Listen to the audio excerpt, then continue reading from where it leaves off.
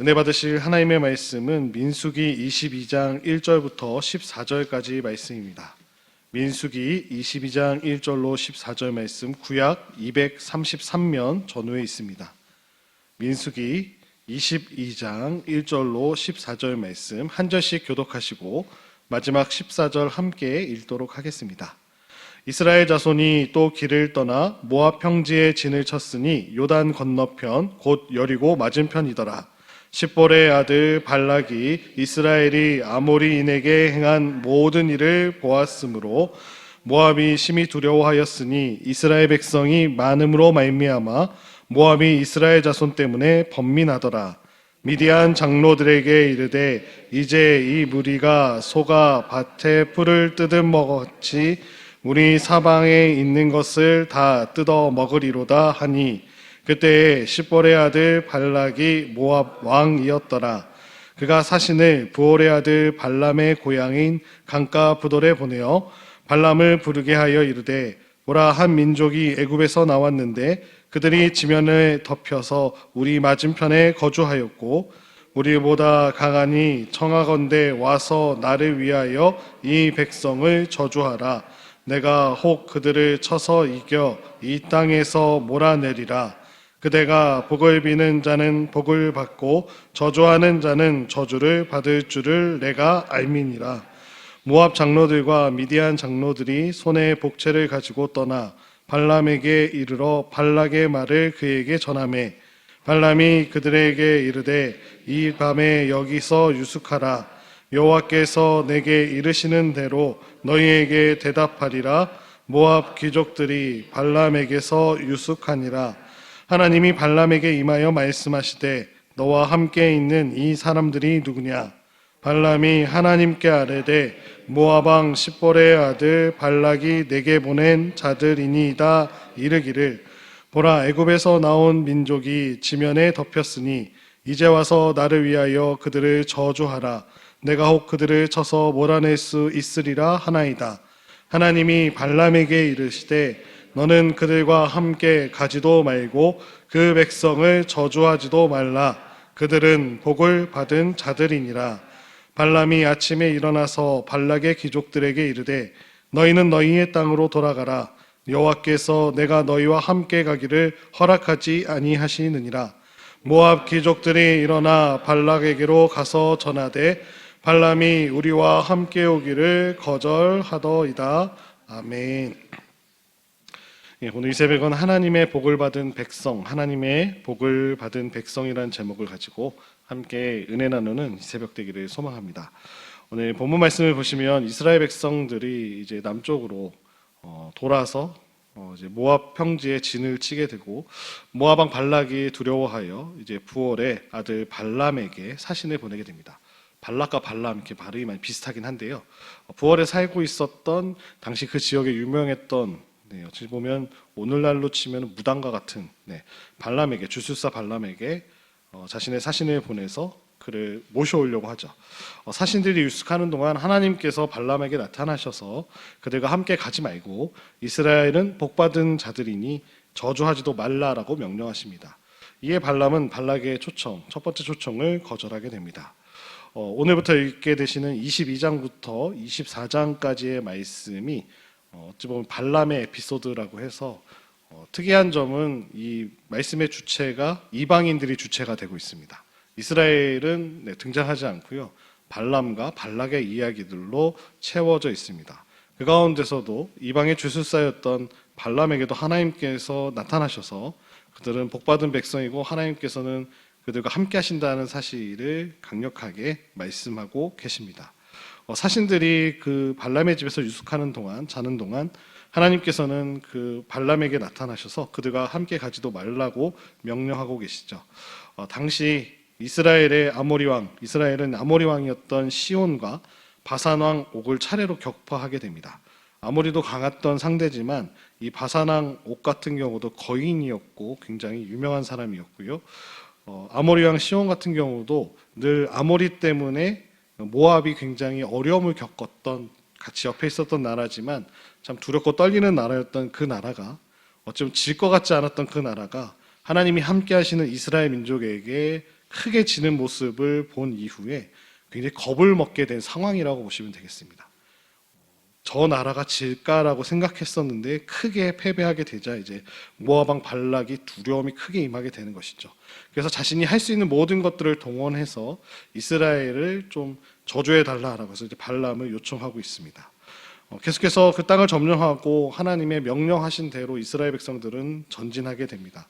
그 땅과 타협하려고 이렇게 사신도 보냈지만 하나님은 그 땅을 타협하는 것이 아니라 그들에게 붙여주셔서 정복하라고 말씀하셨기 때문에 아모리와 바산을 차례대로 정복하고 이제 모압을 지나고 있는 모습을 보게 됩니다. 이제 비스가산 아래 넓은 평지 모압 광야 아래 이제 이르게 되죠. 불행히도 이 모압 평지에서 이스라엘은 또 큰 시험을 당해 넘어지게 되죠. 승전의 기쁨에 취해 있을 때 원수의 은밀하고도 집요한 공격이 시작되게 됩니다.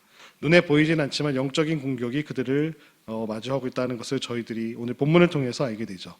이제 국경을 열어줘서 이스라엘이 북쪽으로 올라가는 요단강 동쪽으로 올라가는 길을 도왔던 모압 왕 발락이 이제 이스라엘을 위한 대비책을 마련하기 시작합니다. 그는 아모리 족속에게 패해서 남쪽으로 이제 밀린 상태였는데, 그런데 아모리 족속을 이스라엘이 일방적으로 이제 다 격파했다는 소식에 그 왕이 너무나 불안해졌습니다. 이스라엘이 모압을 친다면 남은 영토마저 다 빼앗길 것임이 분명했기 때문에 그걸 두려워하여 이제 그 나아가는 발락의 왕의 모습을 보이게 됩니다. 당시 모압 같은 경우는 미디안 일부 종족과 어찌 보면 동맹 관계를 맺어서 큰 어려움 없이 그냥 잘 지냈던 것 같습니다. 그래서 전쟁은 군사적으로는 이길 수 없다는 판단 아래 군사작전이 아닌 다른 영적인 주술 작전을 펼치고 있는 발락 왕의 모습을 저희들이 오늘 본문에서 살펴볼 수 있겠습니다. 모압과 미디안의 명성에서 자자했던 주술사 발람에게 이스라엘을 좀 저주해 달라라고 지금 요청하고 있습니다. 그러나 이 주술사 발람은 하나님의 말씀을 듣고 그 초청과 제안을 거절했습니다. 분명 이제 발람은 그 사신들이 갖고 왔던 그 복채, 돈에 굉장히 물질에 끌렸겠지만 이스라엘의 신 하나님의 출현에 압도되어서 말씀을 따를 수밖에 없었습니다. 그래서 발락의 1차 발람을 모시려고 했던 그것은 오늘 본문 14절까지 말씀해 보면 실패하게 되는 모습을 저희들이 보게 됩니다. 하나님의 백성은 어찌 살아야 될까요? 저희들은 늘 방심하면 안 됨을 가르쳐주고 계십니다. 영적으로는 늘 깨어 있어야 합니다.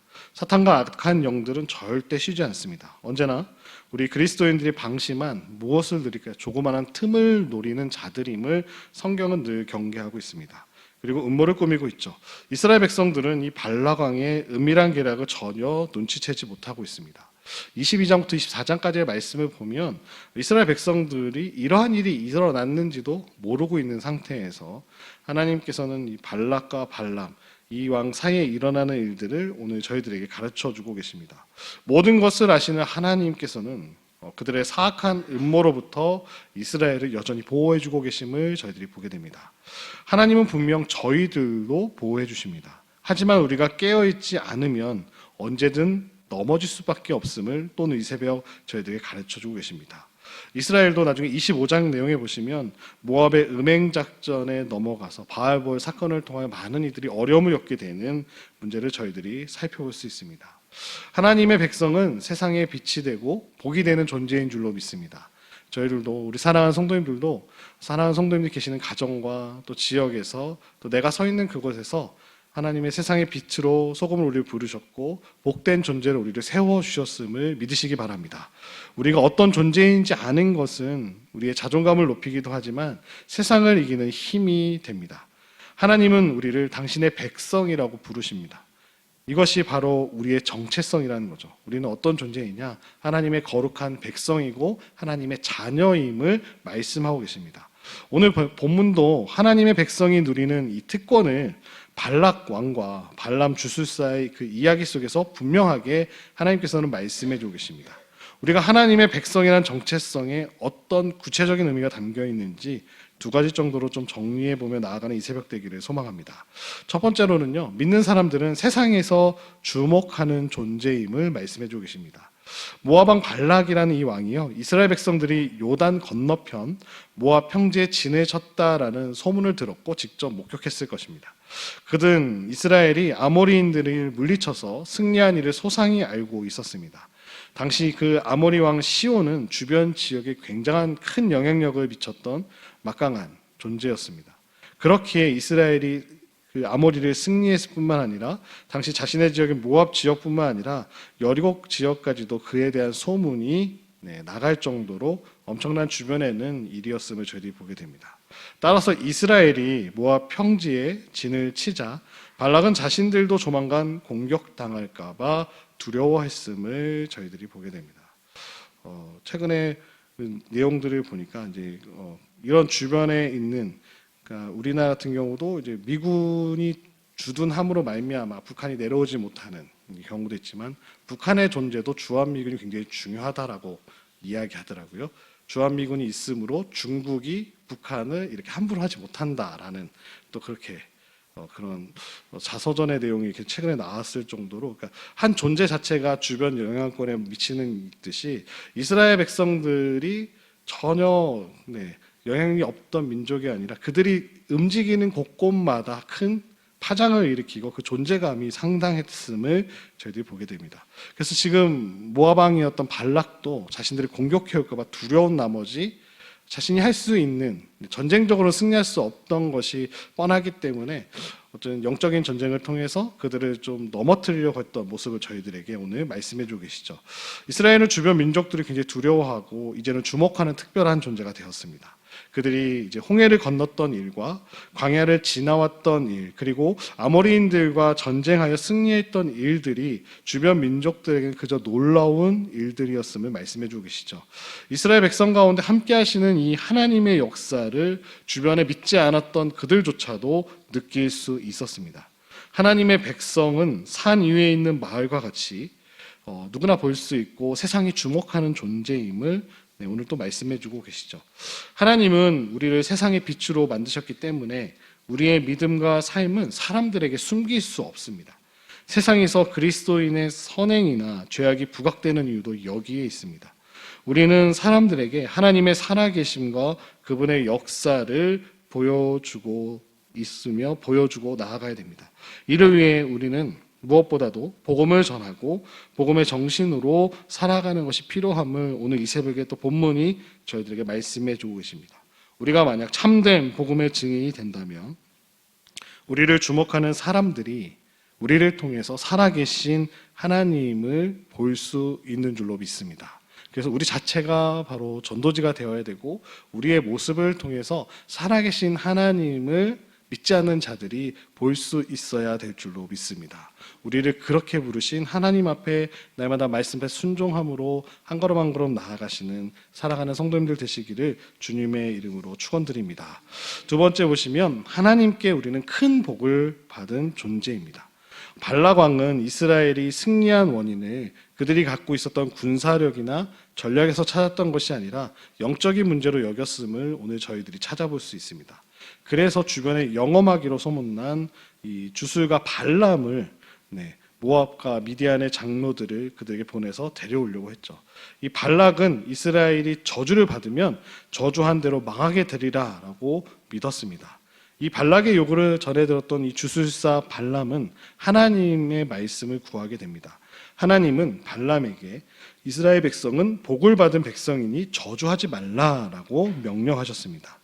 하나님은 사술이나 행하는 이 복술가 발람을 굳이 만나주실 필요가 없는 분이시죠.